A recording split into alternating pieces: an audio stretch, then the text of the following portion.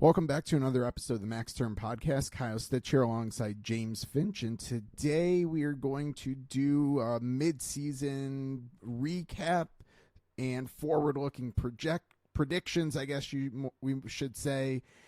We're going to replay a few of our clips. Some make one of us look not great, and then that same person looks a little better with one of his takes, but we'll replay some of our clips from the beginning of the season when we did a short episode on kind of our preseason predictions. If you want to go back and see how wrong we were, feel free. We'll help you out a little bit, but I think there's some more gold in there to make fun of us with. And we appreciate you listening to this podcast, subscribing on any major platform. Give us a follow on X, formerly Twitter, at MaxTermPod. We post a lot of our stuff on at AFP Analytics as well. We're in the process of rolling out some mid-season contract projections. We will also be posting at the end of the episode, we're going to talk about what we see the playoffs as. We'll post those like brackets there as well, and all that good stuff. Our personal accounts can also easily be found from the at AFP Analytics. We always welcome your questions. Feel free to ask us, give us some feedback. What you think's going to happen, tell us how wrong we are, that's fine. Can take an L every so often. Any ads or anything associated with this podcast, not necessarily products we're working with endorsing, will be very clear if that's ever the case. And these are just our fun predictions. We're not portraying any inside knowledge in this episode or anything like that. Not that there's probably much to cover in this episode that would be inside knowledge anyways. So we're going to start in the Eastern Conference, where things basically stand as of this recording. We're recording Thursday, January 18th in the evening, as most of the games are going on for the night. So we do not have the final results by any means. So keep in mind some things could be a little bit different than we're referencing by the time we get this out and results happen and everything. So right now in the Eastern Conference, we have in the Metro Division, only 3 teams in a playoff spot. The New York Rangers currently leading the division, followed by the Philadelphia Flyers and Carolina Hurricanes. And then the Islanders, Penguins, Devils are all right there in contention. I feel like I'm also forgetting someone as well. Technically the Capitals. Capitals as well. I think there's a reason I forgot them probably. And then in the Atlantic Division, that's where both wildcard teams sit right now. The Boston Bruins are leading. The Florida Panthers, the Detroit Red Wings are all in the regular spots, the division spots, if you will. And then the wildcard teams right now are both in that division. The Toronto Maple Leafs, Tampa Bay Lightning, and then Montreal and Buffalo a little bit farther behind. And then Ottawa's bringing up the rear, just like Columbus is bringing up the rear in the Metro. So, start with where you see some teams finishing. Let's start with the Metro, and then maybe we'll make a little fun of me. So for the Metro, I've got Carolina, the New York Rangers, and the Penguins all making it. In comparison, before I was thinking Hurricanes, Devils, Islanders. I don't think the Islanders make the playoffs this year.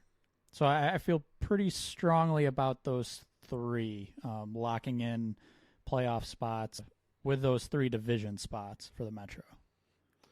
So I felt very strongly about the Rangers at the beginning of the season, except I thought that they weren't going to make the playoffs. So let's hear what I had to say, and I'll say how wrong I am in a second. So here's what I had to say back when we did our preseason predictions.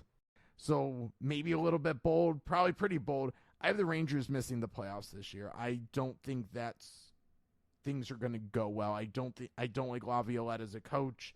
I don't think they have quite enough talent there. I think things are going to fall off the rails there. So clearly that has not played out at all. Laviolette's actually come in and really sparked that team, I think. And I think one of the biggest things that I did not necessarily see coming is Alexis Lafreniere took a major step forward. He's playing much more like a number 1 overall pick. Maybe you still probably want more, but a lot closer to that. And frankly, given he hadn't shown steps like that, I was really concerned about their forward talent. Still have some questions up front, but he's helped round it out. Jonathan Quick's been a lot better in goal than expected. And then the blue line has been pretty solid with especially Adam Fox back there, Keandre Miller, Jacob Trouba, Ryan Lindgren, and Braden Schneider as well has been a good regular player for them. So I was wrong, definitely. And I'm still going to not fully buy into the Rangers because I think some of their underlying like shot quantity, Corsi, if you will, shot quality, expected goals are still not as strong as you want. And I think some of their early season success might be a level of unsustainable because of blocking a lot of shots, getting some good goaltending, especially from Jonathan Quick, and I just don't know if all that's going to be sustainable for the second half of the season. But one of the themes of this episode is going to be, at least for me, they have a lot of points banked. So they're still in a really good spot. My prediction in the Metro, Carolina Hurricanes, New York Rangers in second place. So Carolina I have them winning the division. And then the New Jersey Devils as the other kind of automatic division qualifier for the playoffs. I think that they'll pick it up as well. Yeah, so I'm going to say, I guess to touch really quick on that New York Rangers stuff, I don't want to take a victory lap, really, because my original prediction was they would just sneak in as a second wild card. So I don't think either of us were really too close anyways. But moving to the Atlantic, right now as we record, we're looking at the Boston Bruins, Florida Panthers, and Detroit Red Wings being in. I believe when it's all said and done, we'll see the Panthers first, then the Bruins, and then the Toronto Maple Leafs. Detroit Red Wings, a lot of those underlying numbers you just mentioned, I'm not a fan of them with the Red Wings. I think they've gotten pretty lucky to be where they are right now, and I think they end up falling out of the playoffs. Yeah, I think that's fair, and I think I basically agree with you for at least those for the top three teams in that division. I have the Panthers winning it, Boston Bruins in second place, Toronto catching enough fire, maybe getting Joseph Wall back and or some level of good goalie play and some consistency. So the same thing I said about the Rangers, I kind of feel about the Bruins. They have a lot of points banked, so they should be in a great spot for the playoffs, but a lot of their underlying metrics also give you a little bit of pause for concern. I think the difference is I have more confidence in both Bruins goalies continuing to play at a high level and winning them games, and I think the style of hockey Boston's playing is going to be conducive to that. Whereas the Rangers, Jonathan Quick, I think, exceeding expectations, so I would expect a level of regression to the mean with them. So Panthers winning the division, Boston Bruins in second, Toronto Maple Leafs in third. I don't think they comfortably get that, but I think they do get there. Yep, I agree, and what's left is those two wild card spots. So right now, actual standings, Toronto and Tampa Bay make up that for the East. As far as what we're predicting, so we both have Toronto in that third Atlantic spot. Neither one of us have Tampa making the playoffs. We've each got a wild card just sneaking in the second spot with the Flyers. And then that first wild card spot, we kind of have this flipped. So you had New Jersey as the third division spot, and then the Penguins in the first wild card. I have it flipped. Penguins up, Devils in that wild card spot, and to me that's a points bank thing. I would have liked to see a little more from New Jersey early on. A big part of their issues is their goaltending, and I'd like to think that they fix that. They find someone, bring them in, but I think the past few years have shown if you've got goalie issues, easier said than done fixing that. So I think they do enough. They definitely make the playoffs in that wild card spot, but I'm a little iffy on putting them higher. Yeah, I think neither of us fully want to buy into the Flyers. They're dropping back to earth a little bit. Like a month and a half ago, we kind of did like a Black Friday, who starts, are we buying, who starts, are we selling. At that point, the Flyers' underlying metrics were a little bit better. They were well above 50%, and now we're looking at them hovering right around 50%, so basically breaking even in both shot quantity and quality. But that the fact that they have so many points banked is going to, down the stretch in the NHL, it's just really hard to catch teams because of the point system. You get to overtime, you get a point, and it's really hard to make up ground.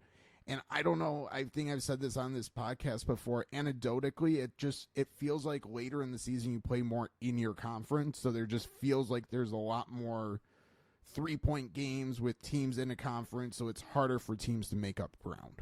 Yeah, and when I look at who's below them, I don't think there's enough teams positively making their way up the standings. So even with the Flyers kind of regressing a little bit and not playing quite as well as they did in maybe the first half of the season, I think they do well enough.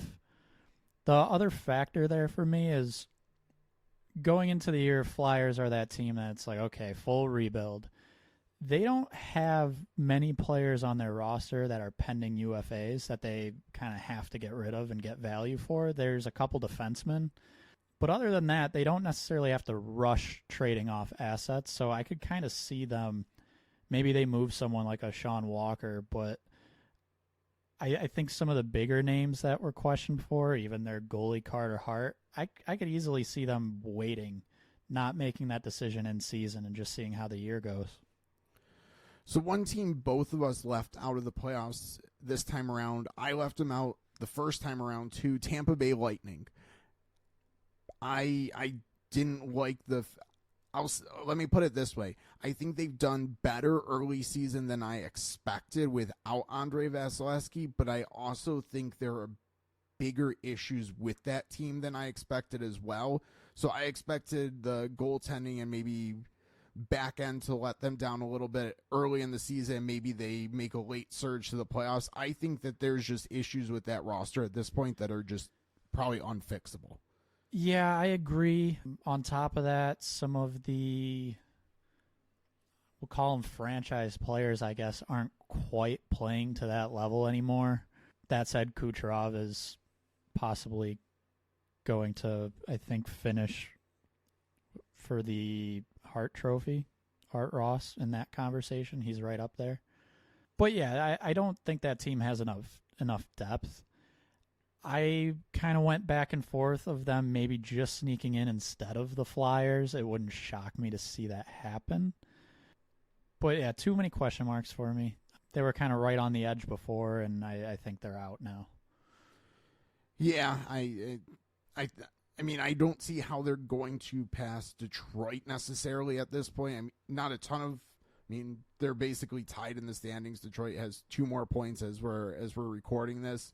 Same number of games played, so really close. But at the same point, Detroit is ahead, and I think if you ask me whose roster I like better, I think I would say Detroit, but I don't love either of their rosters. Yeah, I agree. I think Detroit on paper has more depth. I don't think it's necessarily performing much better. But yeah, in theory, I would take Detroit's roster for sure.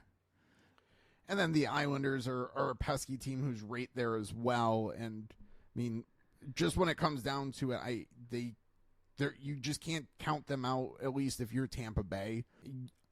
Tampa Bay sputtered at the end of last season, but they had enough points banked last year to get into the playoffs. If anything similar happens this year, they could drop almost to last in the division. Not potentially, quite, but 7th. Yeah, I would say it could happen. Yeah. I mean, so as far as the Islanders are concerned, they're that team that we never think is going to be as good as they are. And so far this year, they kind of aren't that good. They're hanging in there, but they're not surprising anyone. I guess I'm picking them not to make the playoffs, obviously. So maybe maybe I get shocked again and the Islanders are in, but I'm not really banking on it with who else is ahead of them with points banked, and then who else is kind of in that same point range who I feel like we're kind of seeing a spark from right now that should pull ahead a little more so than what's going on for the Islanders. The Islanders are interesting, and they started off slow, got caught fire for about a month, and now so they've just been streaks. Like they're back on a rough patch. So one indicator, if you're kind of looking at the standings and want to see if teams are performing relative to where they are, as simple as it sounds, the goal differential matters. Teams with better goal differential generally end up in the playoffs. Generally, you need a positive goal differential. The Islanders are minus 20. The New Jersey Devils are minus 3. If you're betting on one of those teams to progress, it's the Devils. Yep. And then, I mean, in that same sentence, I should be fair, Tampa Bay is also only minus 3 right now as well. But all the teams ahead of them, Toronto, Detroit, the Panthers, the Bruins, and then Penguins are right there with them. Hurricanes, Flyers, Rangers, all are carrying positive goal differential right now. So, and then I even look at the East. Buffalo's not doing well point-wise. Their goal differential isn't great. But they're also... Last month has been better for them. Yeah. They're still kind of not quite finishing like they need to, but they've been playing an overall better game in the past month. So even though they're kind of down towards the bottom of the standings there, I think they're moving their way up a little bit, which if you're a team kind of hanging right outside the wild card spot, the last thing you want is another team joining the pack. So I don't know, Buffalo's, I don't have them making the playoffs. They could be kind of that pesky team on the outside that causes issues for others. It's probably just like last season where they put themselves in the conversation but just have too much ground to make up. 5-on-5 right now, basically shot quantity, Corsi, 50, basically 50%. Yep. A little bit above. Goals for percentage at 5-on-5, 50%. So special teams is killing them. So if they have a 50% goals for percentage 5-on-5 and their goal differential is negative, that's all from special teams. And then their expected goals percentage, shot quality, if you will, just below 50%, rounding up, it's at 50%. So the metrics are there, but they're probably too far behind.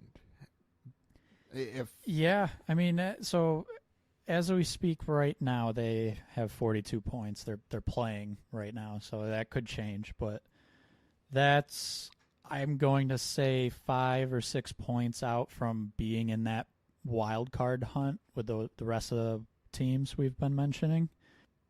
That's tough to make up, especially when, like, yes, they've been playing better the last month. We kind of just went through that. They seem like they're an average team based on their metrics, but they just haven't been able to win games consistently. And that's going to be an issue. And they don't have any games in hand, really. I mean, they've played 44, and a lot of those teams in the wild card pack we've been talking about, Pittsburgh 42.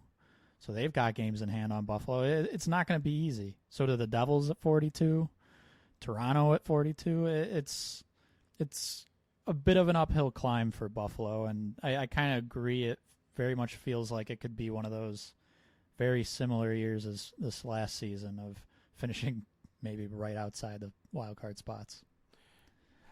I guess I bring that up in that, you're listening, you want a little action for the second half of the NHL season. I haven't looked at any current odds or anything, and don't bet money you can't afford to lose or anything.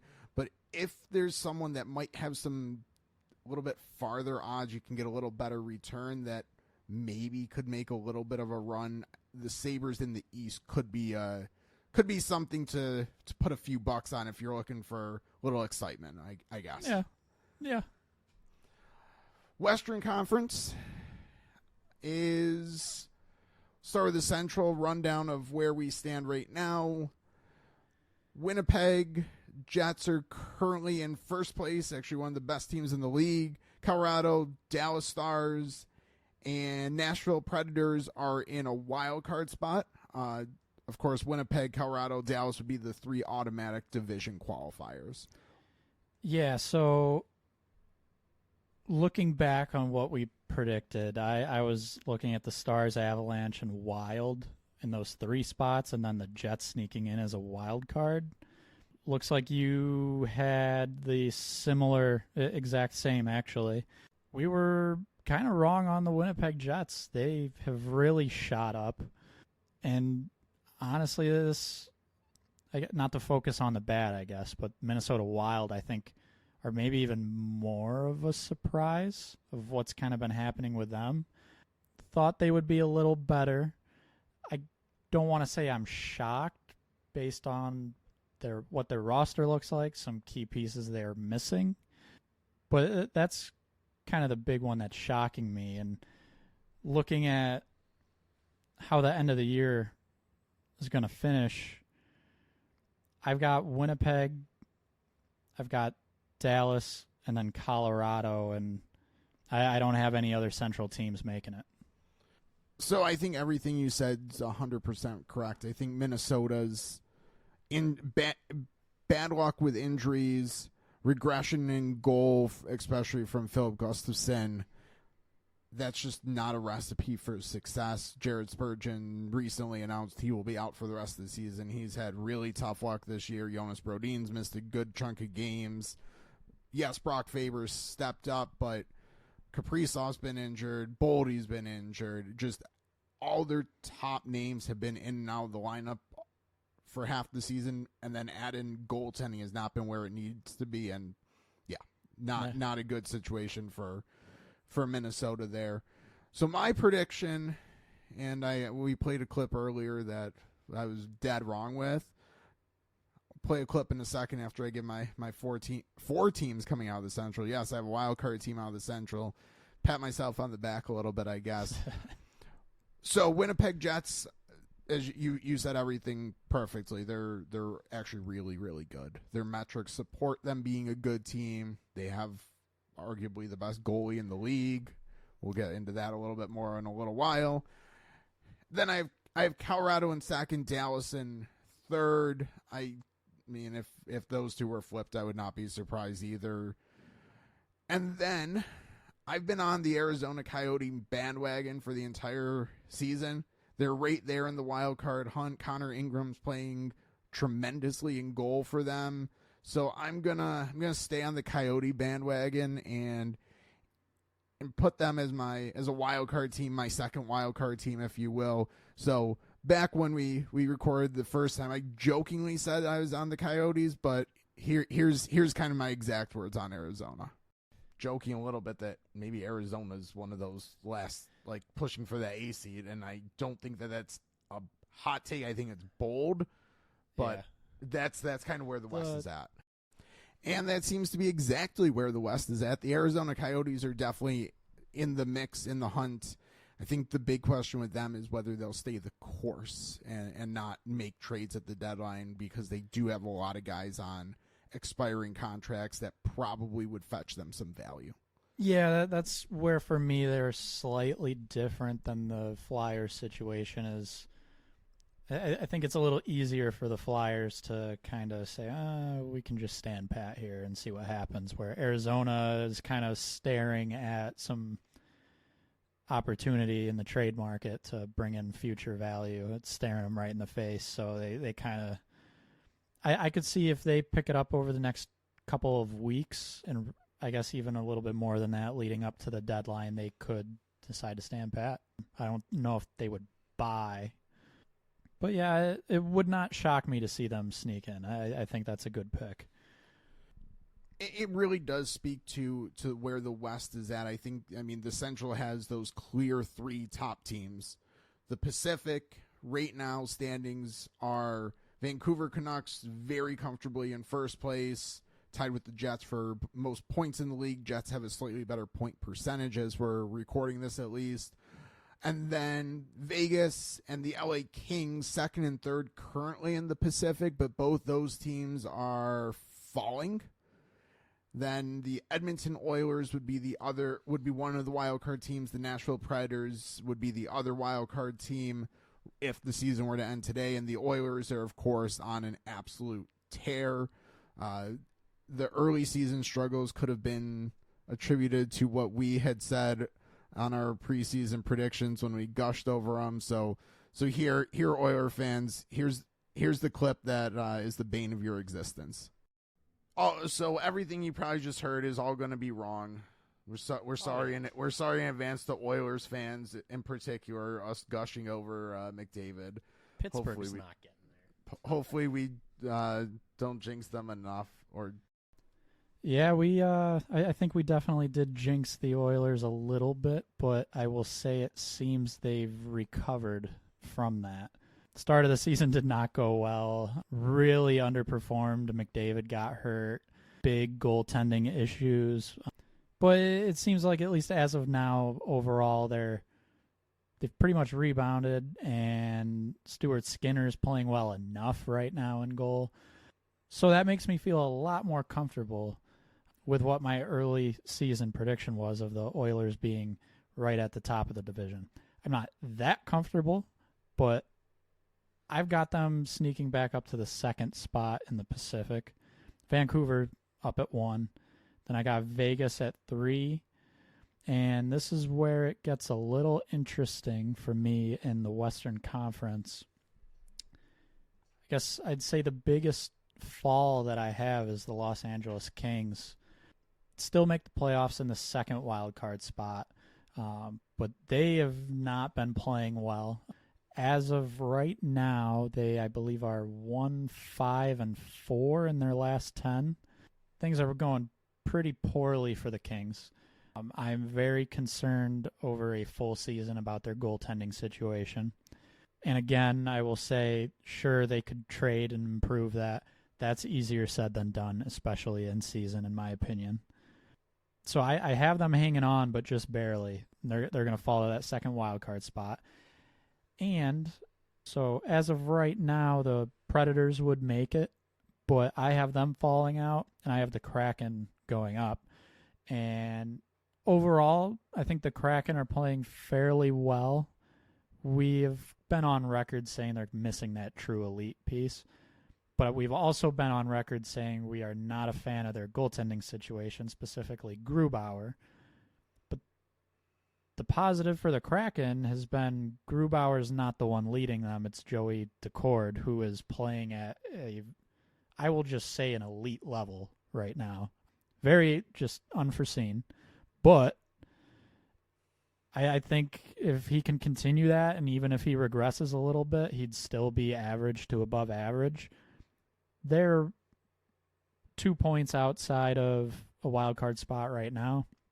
They sneak in, I think. I originally had the Kraken over the Coyotes, but then I decided to stay on my Coyotes bandwagon because I do like their roster a lot, and I think goaltending just in tandem is a little bit better, and I feel a little bit better about Ingram sustaining opposed to Decord. I mean, we're splitting hairs here, but one thing I will note in the Pacific Division right now, the Kings and Oilers have games in hand. LA 41 games, Oilers have only played 40 games, so each of them have, LA 3 in hand, Oilers 4 in hand with pretty much everyone else around them. So because of that, plus where they are, I have Vancouver first, and I was actually really tempted to predict the Oilers still win the division, but points banked. Vancouver's at 62 points right now. The Oilers at 49, I know, with 4 in hand. So even if they were to win those 4 games, they're still 7 points back, if my quick math serves me correctly. 49 plus 6 is 55. Yeah, 7 points back to 62. Plus 8, 4 games, right? Oh, 4 games, yeah. So plus 8. So my quick math does not serve me right. 7 games back. So they'd get up to no, I just did the 6. 5 points back. 5 points back. So they would still be 5 points back. It's close, but is that close enough? Well, Vancouver's playing very, very well. Yeah, we haven't seen seen Vancouver crack a ton. Their goal differential is phenomenal. It's just tough to see them fall from the top spot in that division with where things sit. But I have the Oilers getting second.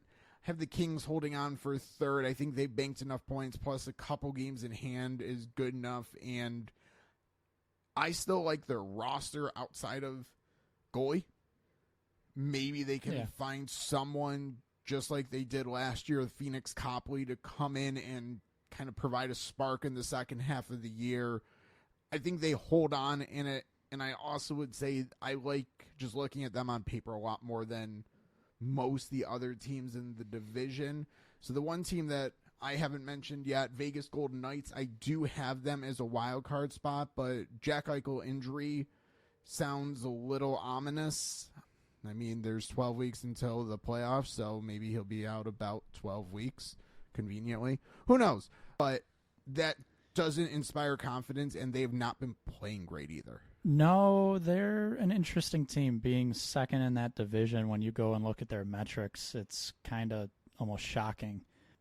So I had them in still in that third spot, but dropping, not maintaining that second spot. And part of it is it's Eichel, and it's just overall that team has not been doing well, just like you said. And I agree with the Kings. I love their roster other than the goaltending. That's where my concern is. I don't think it's going to be easy to improve that because I think there's going to be a lot of teams looking to do it. Okay, so from there, where do you want to move to? President's Trophy winners first, and then we'll recap and give kind of our playoff predictions. Then we'll do our season awards. So, President's Trophy, I have the Winnipeg Jets winning the President's Trophy. Their metrics are good. Their Corsi expected goals at 5-on-5 are good. And they have a goalie. And a goalie who is catching fire and playing phenomenal hockey. Plus, they already have points banked. To me, that's a recipe for success for a President's Trophy at this point in the season. Yeah, I definitely agree with you. They were right up there for me as a team to pick. I'm kind of glad I didn't, just so we could be a little different here. I went with the Florida Panthers. They're at 58 points right now. It's 4 back from Winnipeg, who's tied for the most in the league. Florida started out playing pretty well considering some big injuries on the team. My biggest concern with them is their goaltending, but it's been about average so far. And, I'm going to say as the year rounds out, we'll see a little bit of a bump there in that. And that's kind of where I'm at with Florida. I think just overall being a little bit healthier now than they were at the beginning of the season. They're on a roll, 7-1-2 in their last 10, and I could see them continuing that type of stretch throughout the end of the year. I don't disagree. We both had Florida missing the playoffs at the start of the season because we were expecting them to really falter at the start of the season, get hot, but maybe not quite have enough ground to basically not have enough runway to make up. And they were able to play good hockey, and now they're going on that hot streak we expected. So I think that's a absolutely fine suggestion. And I'd also say, frankly, in the Atlantic Division, there's some points to be had for them with the in-division matchups because I don't think the Atlantic Division's actually that strong. No, I definitely agree. And to speak to that start of the season, this is 23 games in, end of November. Florida Panthers were the sixth best team in the league. And that's like they were dealing with injuries at the beginning of the year. And yeah, like you said, we thought they were going to do so poorly they wouldn't be able to make the playoffs. So to be that good with some major injuries, I believe it was Montour and Ekblad, weathered the storm. They're still right up towards the top right now. I think second in the East. So yeah, that's kind of what's going into my decision there. We'll see what happens. I think both of those teams, the Panthers and the Jets, have a real good shot at that President's Trophy. So I'll run through your playoff teams, and then you can kind of talk through how you see things shaping out, and then you can run through mine. I'll talk through how I have them shaping out. So you've put together this really cool little bracket that we're using. We're going to tweet this out, and we're also hoping to be able to provide one for you as a listener to play around with and fill out your own kind of midseason bracket. Tweet it back at us, and let's see what we can get. So you have in the East, you have the Florida Panthers winning the Atlantic Division, facing off against the Philadelphia Flyers Wild Card 2. How do you see that matchup going? I don't want to be mean to the Flyers, but it wouldn't shock me if that's a sweep. Florida, I mean, I picked them as the President's Trophy winner, so I think that kind of says it all, but that's a pretty easy matchup for me to pick with Florida. So then the Atlantic Division 2 team you have as the Boston Bruins playing against the Atlantic Division 3 team, Toronto Maple Leafs. Where do we go here? Sorry, Leafs fans, it's the Bruins. You know, I think the Bruins are still a very solid team, and I would expect them to pick up a key piece or two, especially a center. The fact that they're still one of the best teams in hockey without that key piece, I think come playoff time, it's going to be pretty tough to handle the Bruins, and Toronto's goalie situation worries me. Metro winner, you had the Carolina Hurricanes.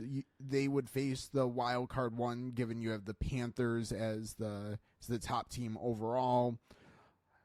You have Wild Card 1, New Jersey Devils. So Hurricanes Devils, what I think some people were hoping for, I guess, is a second round matchup because of the NHL playoffs. But that in the preseason was a spicy, like everyone was looking forward to that. So, but you have that first round because of NHL. Yeah, I do. It is what it is.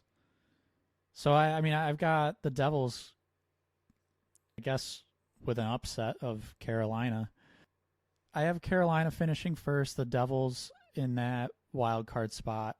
I think it's really a lot closer than that makes it look as far as talent on both teams, with the Devils kind of just having a shaky, inconsistent start to the season.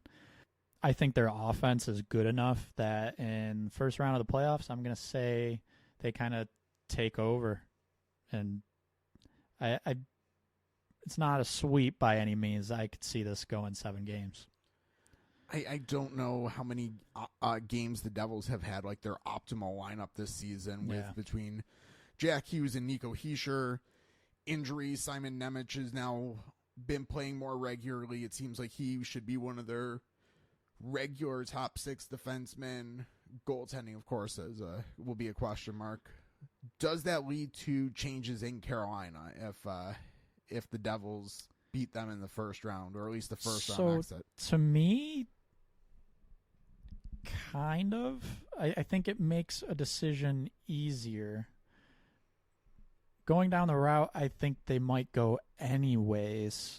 Rod Brindamore as head coach, he's in his last year. He's, I guess, a free agent at the end of the season, and I kind of wonder, I feel like Carolina's a little too cheap to keep him around. He's going to be really sought after, I think, and get a pretty nice payday, which isn't something Carolina traditionally is going to do. So that was a quick interlude. Finish up the first round in the East. Rangers versus the Penguins. So Rangers would be second in the Metro versus the Penguins, your third team in the Metro. Yeah, so I think the Penguins, there's only so many more years for that core to really push forward. They added to it in a big way with Karlsson. I think just their playoff experience, as cliche as that is, I think that gets them past the Rangers, who are still, I'm going to say, overall a little thin up front, which I think is going to be tough for them. And one of the things I really like about the Rangers is they've got this franchise goaltender, and he's playing fine, but so far not really to that elite level. So I go Penguins over Rangers. So you have the Atlantic matchup being the Panthers-Bruins, and then the Metro matchup Devils-Penguins. So who's going to play in the Eastern Conference Finals? Yeah, so got Panthers over the Bruins. I think the Panthers are just enough of a powerhouse throughout that lineup. It's going to be tough for the Bruins to overcome. And I've got the Penguins moving on past the Devils. I think that's where the Devils' offense kind of sputters a little bit with the Penguins. Some good defensive, or I should say some more. They've got a handful of forwards who are defensively responsible. I think that's going to make it tough for New Jersey to get past them. And quite honestly, I like the Penguins goalie much better than what the Devils currently have. So you were on the Penguins from the preseason as well. You had them going to the finals in your preseason prediction. Do you have them still going to the finals, or are the Panthers too much for you? Panthers are too much. So that is a change for me in the final. So Panthers make it there. There's players on the Panthers who I think people in general just don't realize they're even good until you go and really dive into their numbers. Good depth on that team. And high-end talent as well. I think it's just too much to overcome. So we'll figure out who they're going to meet shortly, because we gotta go through the Western Conference matchup. So Central Division, Winnipeg Jets versus your wild card 2 LA Kings. So you have the Jets having the most points in the Western Conference when all is said and done. How do you see Kings Jets going? I think if any of your earlier comments are any indication, I think everyone should know. Yeah, so I think it's going to be tough for the Kings to really hold on here. And quite honestly, the biggest reason to have the Jets move forward is Connor Hellebuck. Could very well have a Vezina this year, assuming he continues the stellar play. It's just going to be too much for the Kings. I don't think they're going to be able to really get enough goals on the board to keep up with how much they give up with their goaltending. Other Central matchup, it would be Dallas Stars as the home team, Colorado Avalanche as the away team, if you will. So Dallas is the second, Colorado is the third. Who's coming out of that matchup? Yeah, so I love the depth for the Stars, and they've got a pretty decent goalie, usually, albeit a rocky start. So I've got them moving ahead. I think with Colorado, they've got one of the best players in the league in Nathan McKinnon, but the depth on that team, especially at forward, is not great. It's okay. And then another team, goaltending is a bit of an issue. So I don't think they have quite enough this year to get past a team like Dallas, who is just much deeper in all aspects of the lineup. Stat I want to throw in with Colorado, Georgiev is on pace for around 60 starts, which is just absolutely was not the plan, and that's just absolutely insane. So if you want to bet on a goalie fizzling out later in the season, there's probably your candidate, because he's been overworked. I mean, Colorado's winning games right now, but that might catch up to them at some point. So Pacific Division, you had the Canucks winning, so they would face Wild Card 1, who you had as the Seattle Kraken. Yeah, so this is a fun matchup, I think, just from a geography standpoint. Should really set some fire into that rivalry. This was honestly a tough one for me, because I think Seattle gets a little better, and I think Vancouver, even though I have them finishing first, they don't look quite as good by the end of the year. But that said, I think Vancouver still has enough to pull ahead here. I think Demko, another goalie who could possibly win the Vezina, I think he regresses a little bit, but he still plays well enough. And Pettersson up front and Quinn Hughes on the back end, it's something that should serve Vancouver well for another decade. So that firepower, that's what puts them ahead. So then last Pacific Division matchup, Oilers, Vegas Golden Knights. Yeah, so this one's not hard for me. I think, honestly, by the end of the year, Edmonton's going to be feeling good enough that they sweep the Vegas Golden Knights. Yeah, I think McDavid's going to be way too much, and that doesn't even really give credit to some other players. Zach Hyman's having an unbelievable season. Nugent Hopkins, Draisaitl up front there. You've got Bouchard, who we've been on record loving him as a player. If their goaltending can be average, they, I think, are going to do some damage in the playoffs. So that leaves Winnipeg, Dallas, Vancouver, Edmonton. So who's in the Western Conference Final? Yeah, so looking at the Jets advancing past the Stars, and we've talked about the Jets a little bit so far this episode. I won't go too in-depth other than Connor Hellebuck. That's it, Connor Hellebuck. So your preseason projection was the Oilers in the Stanley Cup Finals and actually lifting the cup. Where do we stand now? Yeah, so I've got them going past the Canucks pretty easily. Again, Connor McDavid and some of those other names I mentioned. It's going to be a little too much for Demko to keep up with. Western Conference Final, that means Jets and Oilers, and I've got the Oilers getting past there. I think Hellebuck, by the end of that playoffs, is just feeling it, and best player in the world. I'm going to say this goes 6 games, that Western Conference Final, and McDavid's going to have, I'm going to say, 14 points in that series. And it's too much for the Jets to keep up with. So that means an Oilers-Panthers Cup Final. And I really kind of wanted to say McDavid finally gets his cup, but when I look at the core of these teams, it matches up pretty well, actually. I like the goaltending situation a little bit better for Florida Panthers. I think Bobrovsky in the playoffs is going to be good enough. Probably a very back-and-forth series, but go Panthers. Stanley Cup champion. We'll see where I fall here. So yeah, we'll start with my Atlantic division, I guess. All right. So in the Atlantic, you've got the Panthers, the Bruins, and the Maple Leafs all making it. In the Metro, you've got the Hurricanes, Rangers, and Devils in that order, and then the 2 wild card teams, Pittsburgh Penguins and Philadelphia Flyers, also make it. Now, what that means for playoff matchups, so it looks like you've also got the Panthers against wild card 2, the Philadelphia Flyers. How does that go? So here, I'll save a little bit of trouble if you just listen to what James just ran down for his. I have the Panthers facing the Bruins and the Panthers making it to the Eastern Conference Finals. So yeah, we have the exact same. So won't spend any time there. I agree with pretty much every single point you made.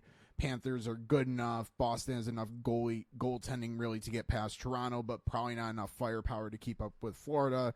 Florida should clearly be the best team by season end, and I think they push some chips in the table and even get better. So the Panthers easily to the Eastern Conference Final to me. Yep.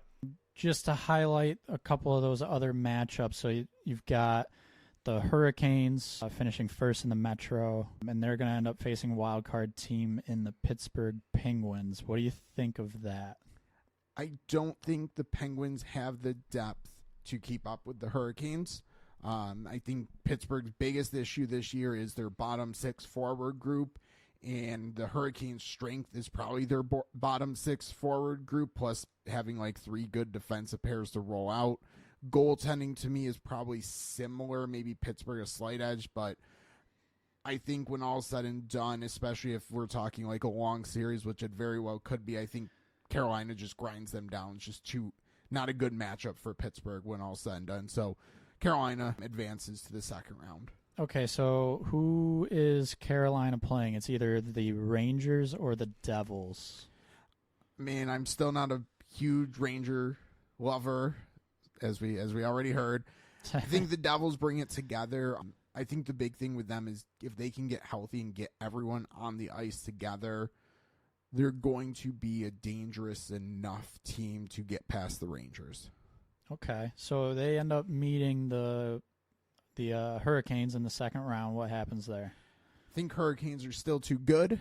Just again, the depth top to bottom in their lineup, and I right now would feel better about the Hurricanes goaltending situation than the Devils. So Hurricanes get by again. It might be a lengthy run for the Hurricanes already. So I have them playing a lot of games to get to the Eastern Conference Final, but I think they grind it out. Okay, so that means an Eastern Conference final of Panthers, Hurricanes. Now, you said the Panthers go all the way to the final. Is that series a close one? I don't think so. I think the Hurricanes basically have to play too much hockey. Panthers get through relatively easier than the Hurricanes, and I think that starts to catch up in the Eastern Conference Final. So Panthers out of the East. For me, I think that they're just the better team, and I take Bobrovsky, I guess, over whoever Carolina's rolling out in goal. Okay, so moving on from there, we got to figure out who they are playing. So first matchup in the West that we have to look at here is the Winnipeg Jets. They're going to be playing the Wild Card 2, since they are your President's Trophy and top in the West. Wild Card 2 was Arizona. How does that go? I like Arizona, but not enough. The Jets come through. Connor Hellebuyck is the reason why. Cool story. Arizona making it, ends quickly. It is, and then the history of the franchises, Okay, yep. Winnipeg Revenge series, if you will. Oh, yeah. Okay, so the Central Team 2 and 3, Avalanche, Stars, whoever wins faces the Jets. Who is it? Guess I should have just went with the same notion. The East right here is I have the Dallas Stars because I think Georgiev just tires out, and I don't think he has enough. And then here I have the exact same team coming ultimately out of the central bracket part, if you will. The Winnipeg Jets will go to the Western Conference Finals. All righty. So moving on to the Pacific. Vancouver finished first, so they face wildcard team in the Vegas Golden Knights. Who wins? The playoff experience of Vegas and a healthy Jack Eichel, who miraculously returns for the playoffs after they make a deadline trade addition to improve their roster, gets Vegas ahead of Vancouver, and everyone's yet upset about long-term injured reserve. I don't want that to be a thing, but I'd almost be shocked if it wasn't. Okay, so Vegas over Vancouver. Last matchup in the first round is Oilers-Kings. I think the Oilers are on a mission. So McDavid's on a mission. The Oilers beat the Kings. Both have suspect goaltending. Bet the over goals for the series. It can't go high enough. But the Oilers, I think, get it done. They have the playoff experience as well. Okay, so that means Oilers, Golden Knights. Do the Oilers continue their mission further? I think this year the Oilers get the better of Vegas, but it's probably, again, another nail-biter, maybe going to 7 games. So I have Oilers, Jets, Western Conference Finals. Just like I think maybe the grind catches up to the Hurricanes in the East, I think the grind might catch up to the Oilers in the West. And I'm going to go with the best goalie to make it to the Stanley Cup Finals, and that's Connor Hellebuyck with the Winnipeg Jets. So I have the Winnipeg Jets against the Florida Panthers. The NHL central office is going crazy with this matchup. The TV executives are partying. Winnipeg Jets, Florida Panthers in the Stanley Cup Finals. Yeah, I'm sure they're real happy about that. And then I'll say that the Winnipeg Jets, on basically the back of Connor Hellebuyck, win it. I'm basically betting on a good team on the ice with the best goalie to win the Stanley Cup this year. Before we move on to some of the individual trophies, Winnipeg, before the season, I guess we'll say throughout the off season, before the season, we were pretty, I guess I'll say, down on Winnipeg. Kind of how some situations have unfolded there in the past year or so. Kind of seemed like they needed to kind of fold, I guess, and cash out. Maybe trade some players. Maybe not rebuild, but at least retool. That's what we were saying, and I didn't have Winnipeg getting all the way to the Cup final. I didn't have them winning it, but it wouldn't shock me at this point. I think it's a good pick. I think that might be, of all things, our biggest miss is the Winnipeg Jets, at least over the past year as far as predictions like this. Definitely a much stronger team than I was thinking they would be. To me, the difference is their underlying metrics are a lot better than I would have expected, and they have historically been. So they're earning their wins now. So again, Connor Hellebuyck is playing phenomenal hockey. Yes. But Winnipeg is also earning their wins, and he's not just stealing them games. And early in the season, he wasn't playing as strongly, and they were still winning games. So that, to me, is a good sign. And I think the Dubois trade might have allowed them to build out their depth, which might have been their issue before, at least up front, because I think their depth and defense is good.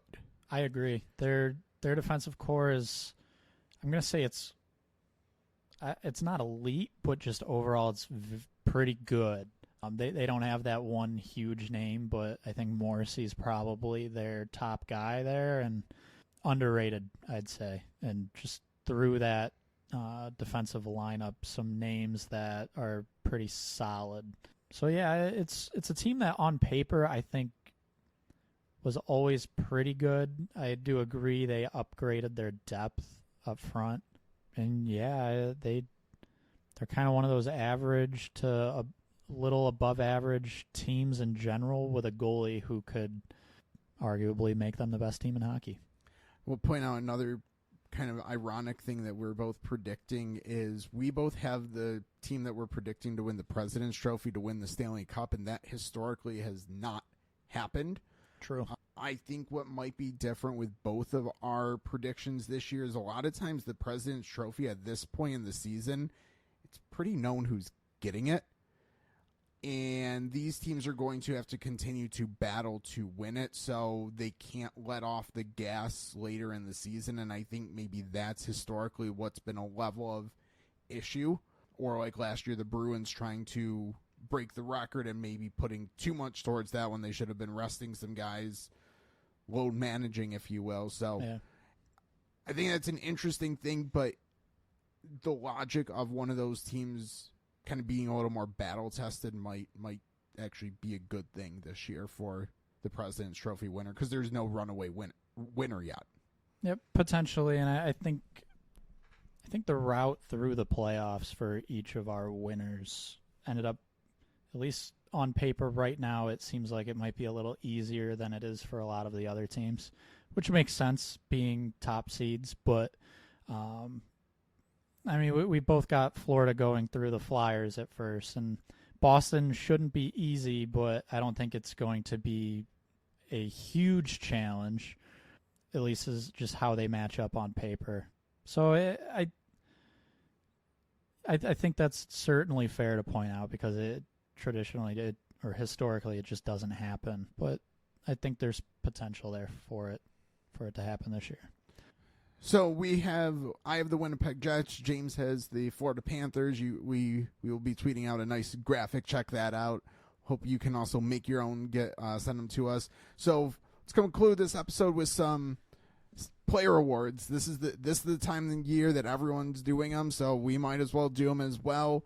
So we'll run down the major player awards, starting with, I guess this isn't necessarily voted on, but it's a fact. Whoever wins this, the Art Ross, most points at the end of the season. You have probably no one. It will be surprised by your pick here.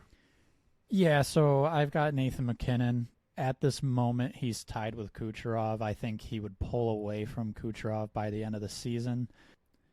My previous pick at the beginning of the year was Connor McDavid. McDavid kind of starting out slow, being hurt.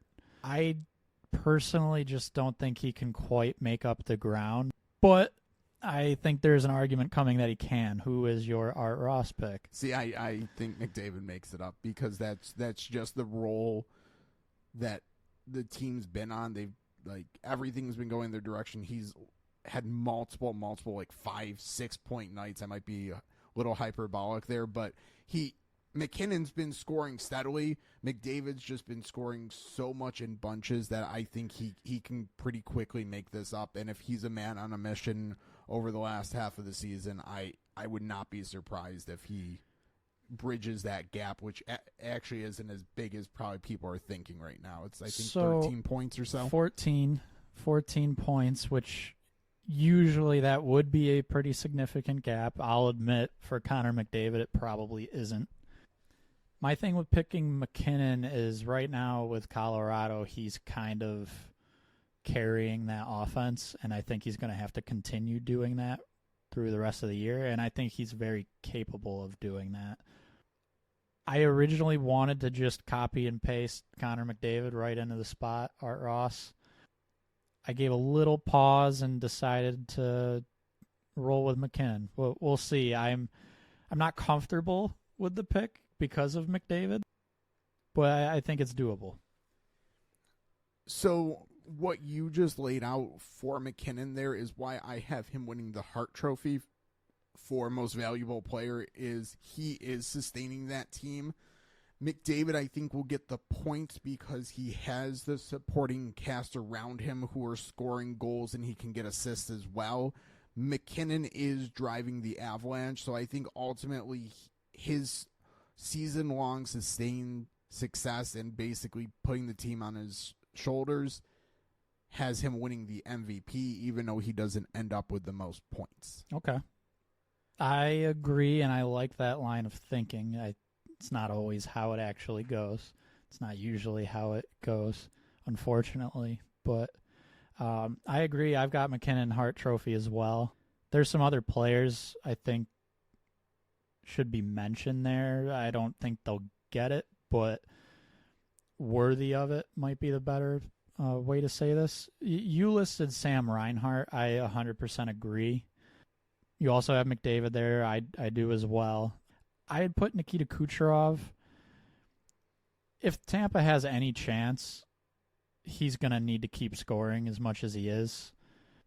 And typically, if a guy's scoring at that rate, he's going to get some Hart Trophy votes. And if he doesn't score at that rate, they're falling apart.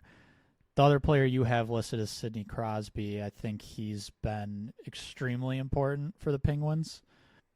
So I think those are all players worthy. I think it's going to probably come down to McKinnon or McDavid. I agree. I think Kucherov, if I thought about putting him as like an honorable mention, but if Tampa doesn't make the playoffs, I don't think he's going to get the votes for him for most valuable player. And for me, it's as simple as that. I agree. I don't think so either. I think even if they just make it as a wild card team, just him being Nikita Kucherov and on the Tampa Bay Lightning, there will be probably too many people choosing him. So I think Crosby gets some love for his Renaissance season and the name that he carries. I hope Sam Reinhart gets some love. I'm not sure that that's going to be as in the Hart Trophy discussion. He deserves to be in the Hart Trophy discussion, but I'm not sure he's there. I think even Austin Matthews might end up more in the discussion than Reinhart at the end of the year, which is probably not correct. But I wanted to throw Reinhart out because I think he deserves the credit, but I don't think he's going to get the credit here. Yeah, probably not. There is one award, though, that I believe we both think Reinhart should get a very serious look at, the Selke. I have Reinhart. He would be my pick pretty easily. You've got him there as well. Very good all-around forward who is extremely responsible defensively. To me, almost seems like an easy pick this year, especially with Bergeron gone. We've got some interesting names. Both of us have some names listed behind Reinhart. Do you want to kind of dive in? So I kind of made a face as you were saying. Reinhart should be an easy name with Bergeron gone, but I think there's still going to be like a Kopitar who gets love even though he on ice should not. His own teammate may get more votes in Barkov. Sam Reinhart's teammate. Yeah. So my concern for Reinhart is there's two names, Kopitar, Barkov, who historically have been Selke winners. Yep. Or at least very strong contenders for it. This is an award I feel like that's a lot of just name recognition and prestige and everything around that. Like I'm at a loss for what word I'm looking for, but just historically it goes to names who have kind of prestige around them. Once someone has been elite for a few years and has been in that conversation for the Selke, it kind of is what happens. I wonder if Kopitar has taken enough of a step back where he isn't getting quite as many votes. I could easily see this being Barkov, and his numbers are pretty good still. I don't want to say he's not deserving. I think Reinhardt's more deserving. And I even think there might be some other players who should get a look, but when you pay attention to numbers, I'll say more often than the average fan, we're deep into analytics. We like to pick out some names that I feel like the average fan would say, are you kidding me? But they're actually performing very well defensively for their teams. I mentioned we've each got a list of a few names. You want to start with yours and throw them out there? I'll start with the one name that I think will be in the discussion because historically, again, has the reputation around him. Jordan Staal from Carolina has historically been one of the better two-way centers, really more of a defensive center. Yep. So if he's in the discussion, that would not be a surprise at all. He deserves to be, and I mean his offensive output, but he is an elite defensive center, so I expect will be in the discussion because of the name recognition and everything. But I think his teammates actually more deserving in Jesper Fast. If we're looking at just pure defensive impact, Jesper Fast is one of the best defensive players in the league. So to me, he's a deserving player. I think some people have started to put a little bit of kind of prestige with his name for this award. But when all is said and done for voting, I don't think he gets as many votes. The other two names I have here are both Western Canadian players who I don't know if that's in their favor or not in their favor. I think when I'm predicting the Winnipeg Jets to win the President's Trophy and the Stanley Cup, although this is a regular season award, some of their players have to get some recognition, and I think Adam Lowry, their captain, is a two-way player. I think he's not as strong as some of those other guys mentioned, but he's also probably better than a lot of people expect defensively. So to me, he deserves maybe a level of recognition. Maybe if the Jets do have a great season, he gets that. And then Blake Coleman from Calgary he's historically actually been a really good two-way player. Again, I don't think he's gotten the recognition he deserves, but I think one year he did get some votes for Selke, so maybe he's in the conversation. So Reinhart winning it is my prediction.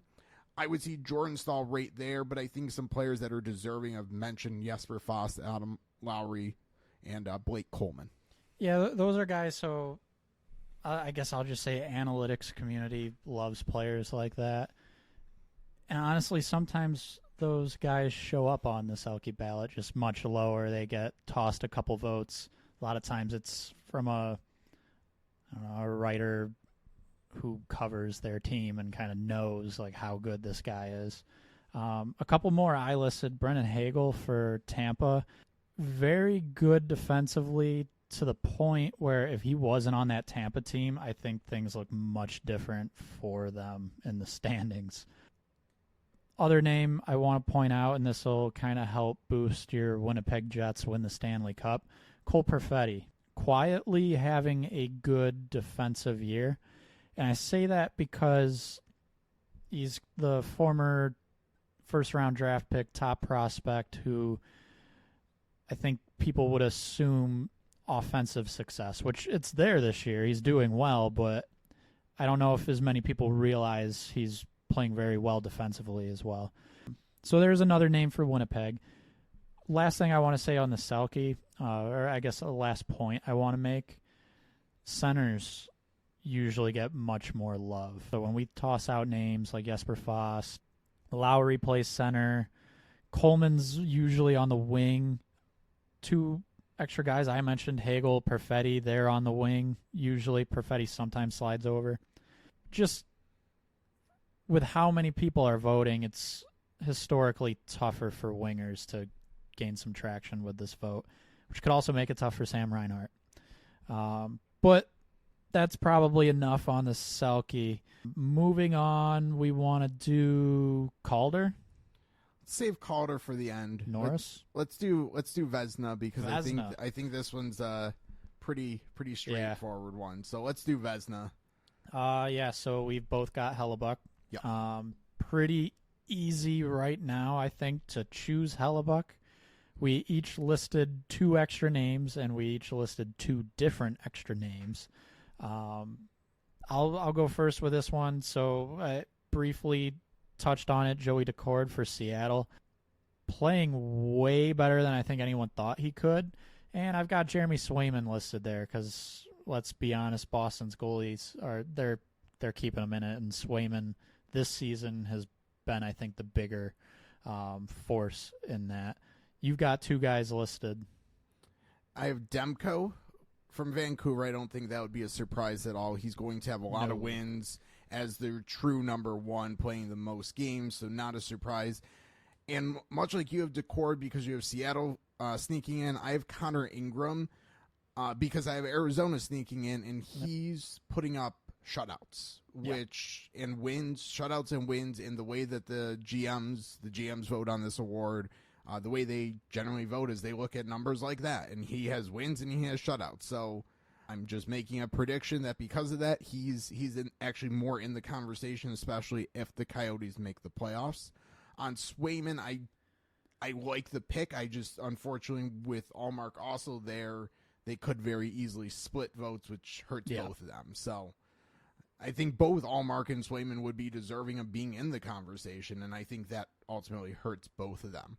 So Norris, so we haven't given the Canucks a ton of love, but I think here's where we both have Quinn Hughes as our winner, but we have kind of our other 2 finalists. A little bit difference here. Yeah, so Quinn Hughes right at the top. If I had to go with a number 2, I'm doing Evan Bouchard, and then 3, Noah Dobson. Both younger right shots who I think are way better than people realize they are. But yeah, those are my 2. I think they've both been pretty good offensively and defensively. You picked one of the same names, brought in someone else. So I agree on Dobson. I think he's really propped the Islanders' defense up, especially with some injuries back there. So for me, this comes down to reputation. Bouchard, early this year in Edmonton, was thought of as horrible defensively, and I don't think he shakes that this season. And being in the Canadian market, I think that's going to be held against him, at least from that perspective. So Cal McCarr, again, speaking reputation, Cal McCarr I have in the final as a finalist. I mean, him and McKinnon are basically driving the Avalanche, so he's going to get recognition for that. I think him and Quinn Hughes ultimately are actually a lot closer than we think, but Hughes should win it this year, as long as both stay on kind of their current pace. Yeah, I 100% agree. I don't think there's a whole lot else to add to it. Other than, I guess, for Vancouver, Quinn Hughes has a defensive partner, Philip Hronik, who, if you look at his stats, could actually get some Norris Trophy votes himself. But I more so wanted to toss that out there, as it seems like Hughes finally has a real solid top pair partner to play with. Could very much be a reason he's having this great of a season. We'll finish with the Calder because I think that, well, maybe isn't as much of a shock anymore because of Bedard's injury. But I'll just come out and say neither of us actually have Connor Bedard winning the Calder at this point. You have a forward whose name I was not expecting to see, and I don't dislike the idea, but I think reputation, the team he's on, is going to have him not winning it. Very possible. So Ridley Gregg, he it's 100%. I fully agree with you. Him being on Ottawa, it's probably going to be associated that he's not very good. He's one of their better forwards this year. And really, from a metric standpoint, he's one of the better players in hockey. Absolutely should get votes. I will 100%, though, agree. It's very possible he doesn't get very many, if any at all, because of being on Ottawa. I've got Brock Faber second, stepping in for Spurgeon as Minnesota's top defenseman, and he's doing pretty well. On top of that, we just found out today Spurgeon's going to miss the entire season. What that means for Faber, he's going to continue right in that role throughout the end of the year. So he's pretty easily my number 2. Bedard's going to miss some time, broken jaw. He's up there in points. His underlying metrics aren't good. That said, he's Connor Bedard. I think he comes back, still finishes at the top in point total for rookies. And because of that, name recognition and the points, he's going to get some votes. So he's my 3. We have some similar names, but you tossed in one more, so why don't you run through your order? So I have Faber winning it. Basically, everything you said about Brock Faber is why I have him winning it. And I also don't think a forward not named Bedard is going to win, with just based on reputation and name recognition. And I don't think that's necessarily correct. But if I'm trying to be accurate with my prediction, I don't think a forward not named Connor Bedard wins it. I mean, I think Ridley Gregg's having a good season. Zach Benson's dropped off a little bit in Buffalo, but he in theory should get some votes. He probably won't. But my other finalist is Luke Hughes, who is really coming on strong in New Jersey. And again, same logic as I just don't see a forward getting a nod over Bedard. So Luke Hughes on a good Devils team, I think, down the stretch with the name recognition, and he really is playing really good hockey for that team. So that to me will be the other finalist. So Faber winning, Luke Hughes, and Bedard is the other 2. So I think we're through all our awards, our predictions that are, of course, going to be wrong yet again. But you know, the more darts you throw at the dartboard, the better shot you have of hitting a bullseye.